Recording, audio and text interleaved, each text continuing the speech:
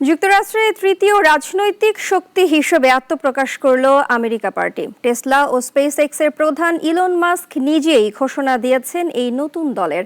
Donald ট্রাম্পের সঙ্গে দ্বন্দ্বের মধ্যেই মাস্কের এমন চমক। বিস্তারিত ডেস্ক রিপোর্টে।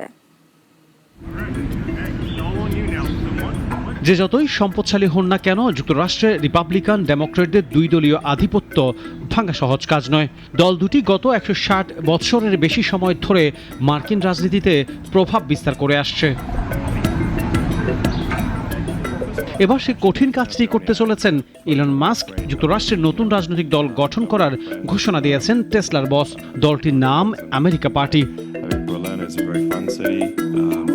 এক্সে চালানো এক জরিপে 12 লাখের বেশি ভোট পড়ে প্রায় 2/3 ভোটার জানিয়েছেন তারা নতুন রাজনৈতিক দল চান।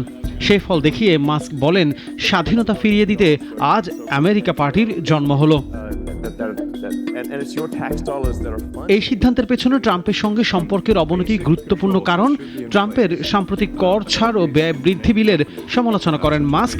বলেন, এই বিল যুক্তরাষ্ট্রকে দেউলিয়া করে দেবে। এরই মধ্যে ট্রাম্প হুঁশিয়ারি দিয়েছেন, মাস্কের কোম্পানিগুলো যেন কেন্দ্রীয় ভর্তুকি না পায় সে ব্যবস্থা নেওয়া হতে পারে। দ্বন্দ্ব চরমে উঠায় মাস্ক আগে জানিয়েছিলেন নতুন দল গড়বেন এবং ওই বিল সমর্থনকারী আইন প্রণেতাদের হারাতে অর্থ ব্যয় করবেন।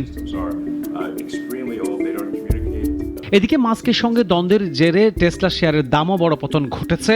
শেয়ার দর যেখানে একসময় ছিল $488, তা কমে এসে দাঁড়িয়েছে $315। প্রতিষ্ঠান নির্ভর ইলন মাস্ক রাজনীতিতে কতটা সফল হবেন তা সময় বলে দেবে।